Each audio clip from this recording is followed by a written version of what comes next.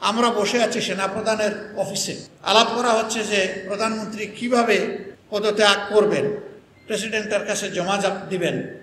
আমরা তো চিন্তা করি নাই যে তিনি বলেছিলেন যে না অমুক নাম, নিজের নাম ধরে বলেছিলেন অমুক পালায় না।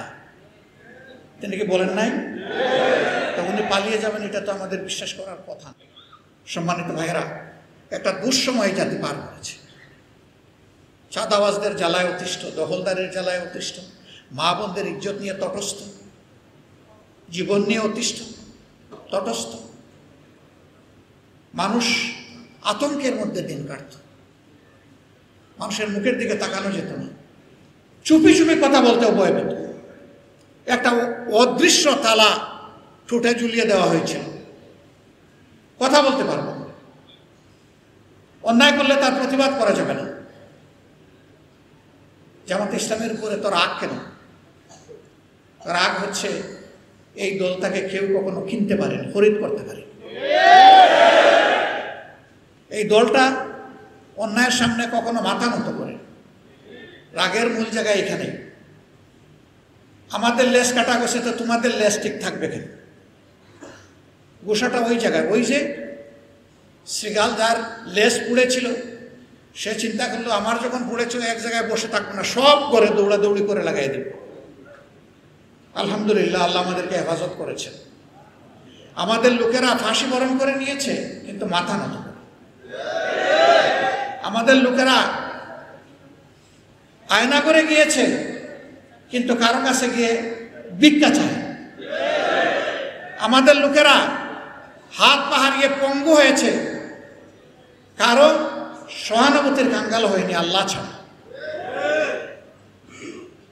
আমরা এগুলা সৌভাগ্যের কারণ মনে বলবেন, জুলুমও কি সৌভাগ্যের কারণ হয়? অবশ্যই হয়, অবশ্যই হয়। আল্লাহ তাআলা বলেছেন মুমিনরা যখন সবর করে আল্লাহ তখন তাদের সাথে থাকে। ইয়া আইয়ুহাল্লাযীনা আমানু ইসতাঈনু বিস-সাবরি ওয়াস-সালাহ ইন্নাল্লাহা মা'আস সাবিরিন। যখন তোমাদের উপর বিপদ আপদ জুলুম অত্যাচার আসবে তোমরা আল্লাহর সাহায্য চাও সবর এবং সালাতের মাধ্যমে। তোমরা জেনে রাখো নিশ্চয়ই আল্লাহ মুমিনদের সাথে আছে, সাবরিনদের সাথে আছে। যারা সবর করবে অবশ্যই আল্লাহকে তারা সাথে পাবে। সবর আমাদের শক্তি। এই সবরের উপরে আমরা ভর করেছিলাম, আল্লাহ তাআলার উপর তাওয়াক্কুল করেছিলাম। অনেকে বলতো যে এই দুঃশাসনের কি শেষ হবে? আল্লাহ তাআলার মেহেরবানি হয়েছিল, আল্লাহ তাআলা এবার আমাকে লাব্বাইক বলার সুযোগ দিয়েছিলেন। সেই পবিত্র কাবা করেও অনেকে ঠায় মাঝে মাঝে তাকিয়ে থাকতো। আমি বলতাম যে ভাই আমার মধ্যে আপনি কাউকে খুঁজছেন? ওই জি। আমি বললাম যারে খুঁজছেন এই ব্যক্তি। আসসালামু আলাইকুম। আমাদের কি কোনো পথ আছে এই জুলুম থেকে বের হওয়ার? কেন নয় ভাই, অবশ্যই আছে। আপনি যে জায়গাটায় এসেছেন এই ঘরের মালিককে বলে যান চোখের দুই ফোঁটা পানি ফেলে যান, আপনার নিজের জন্যে, জাতির জন্য। ইনশাআল্লাহ এই পানি বৃথা যাবে না। আমাকে লোকেরা জিজ্ঞেস করতো কারে দিয়ে এটা আশা করা যায়? আমি বলতাম কেন? আমাদের যুব সমাজ। বলে যে কোন যুব সমাজ?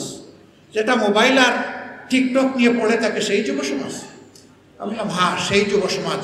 আল্লাহ চাইলে এই যুব সমাজও বিস্ফোরণ ঘটাতে পারে। তখনও জানি না এরকম একটা বিস্ফোরণ ঘটে যাবে। আমি এটা 11 থেকে 17 তারিখের কথা বলছি, জুলাই মাসে। জানতাম না এরকম একটা কিছু ঘটবে, কিন্তু আলহামদুলিল্লাহ আল্লাহ তো ঘটাই দিলেন। আল্লাহ ঘটাই দিলেন। আন্দোলন নিবু নিবু হচ্ছিল, এরকম কত আন্দোলন হয়েছে অতীতে। সেই আন্দোলন মুঘল বাহিনী দিয়ে, হেলমেট বাহিনী দিয়ে, রাষ্ট্রের জনগণের কেনা পয়সায় বুলেট এবং ব্যানার দিয়ে সেই আন্দোলনকে দফায় দফায় দমন করা হয়েছে। কিন্তু এবারকার আন্দোলন কাল হয়ে দেখা দিয়েছে তাদের জন্য। পাপ বালিগ হয়েছিল, সীমা লঙ্ঘন হয়ে গিয়েছিল। আল্লাহ ধরেন জালিমদেরকে। কখন ধরেন? যখন তারা সীমা লঙ্ঘন করে, তখন আল্লাহ তাআলা ধরেন। আল্লাহর দৃষ্টিতে সীমা লঙ্ঘন হয়েছে বলেই আল্লাহ ধরেছেন। একজন বড় দায়িত্বশীল নেতা একদিন আমাকে বললেন যে আল্লাহ তাআলা কি মুসলিমের ডাক শোনেন না? আমি বললাম কেন শুনবেন না? বলে কই, আমি না হয় একজন গুনাহগার সাধারণ মানুষ, কিন্তু 2-3 জনের নাম বললেন যে আমি তো ওনাদেরকে দরবেশ মনে করি।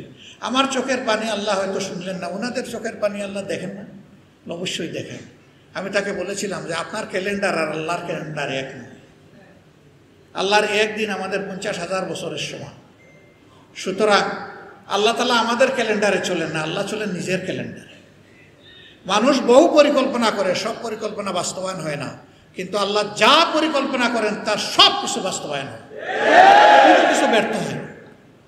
আলহামদুলিল্লাহ, আল্লাহর পরিকল্পনাই বাস্তবায়িত হলো।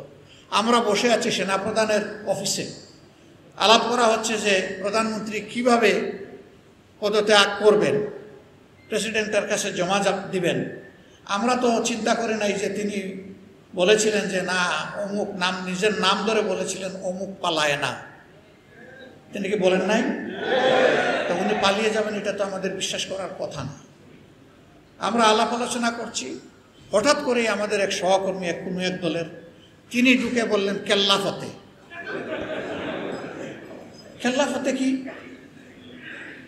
যে টেলিভিশন তো ভাসতেছে এখন বঙ্গভবন আর প্রধানমন্ত্রীর কার্যালয়, কি হয়েছে সেখানে?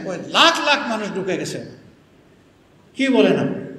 আমরা আলোচনা করছি সেনাপ্রধানের সাথে, উনি জানেন না তাহলে? তো উনি তখন একটু বলছেন আমাকে এটা একটু চেক করতে হবে। আমরা বললাম হ্যাঁ আপনি চেক করেন। চেক করে এসে বললেন যে ঘটনা সত্য। তখন আমাদের আলোচনার অর্ধেক শেষ। আমরা বললাম এটার আর দরকার নেই, এটা ফিনিশ, এখন পরবর্তী আলোচনায় যান। তো পরবর্তী আলোচনা হয়ে ওনাকে পরামর্শ দেওয়া হলো সবার পক্ষ থেকে। উনি যাবেন বঙ্গভবনে আমাদের মেসেজ নিয়ে প্রেসিডেন্টের কাছে, এই কাজ 1 2 3 4 5 5টা কাজ করতে হবে। কিছুক্ষণ পরে ঘুরে এসে বললেন আপনারা কি কামানের গুলার মুখে আমাকে একা ছেড়ে দিবেন? বললাম গুলা তো সব আপনার হাতে, তো আমরা আপনাকে ছাড়বো কীভাবে? সব সৈনিক তো আপনার হাতে। কয়ে যে সারা দেশ এখন কামান হাতে নিয়ে বসে আছে, 18 কোটি মানুষের হাতে এখন কামান। আপনারা আমাকে সাহায্য করেন, আপনারা বঙ্গভবনে চলেন। আমরা একটু বিব্রত হলাম যে সেনাপ্রধানের অনুরোধে বা দাওয়াতে তো বঙ্গভবনে আমরা যেতে পারি না। বঙ্গভবনে যিনি আছেন এই দাওয়াতটা তো তিনি দিবেন, কিন্তু আমরা ঘটনার বাস্তবতাকে সামনে নিয়ে, ইমার্জেন্সিকে সামনে নিয়ে পরে আমরা আমাদের চিন্তা পরিবর্তন করলাম যে ঠিক আছে চলেন যাই, এরপরের দৃশ্য সব আপনারা জানেন। আলহামদুলিল্লাহ, এইভাবে আমাদের দেশ থেকে স্বৈর শাসন নিমিষের তরে বাতাসে উড়ে যাবে, এটা কি কেউ চিন্তা করেছিল? দুনিয়ার কোনো রাষ্ট্রবিজ্ঞানী, এদেশের কোনো রাজনীতিবিদ কেউ চিন্তা করেনি। এমনকি যারা আন্দোলন করেছে আমরা তাদের সাথেও ছিলাম, তারাও এটা চিন্তা করে কোনো পর্যায়ে তারাও চিন্তায় পড়ে গেছে এই আন্দোলন সফল হবে তো, এরকম পর্যায়ে পড়ে গেছে। কিন্তু আল্লাহ তাআলা তার ফয়সালা করে রেখেছেন যে মানুষকে জিম্মি দশা থেকে মুক্তি দিবেন। আলহামদুলিল্লাহ, দেশ মুক্ত হয়েছে।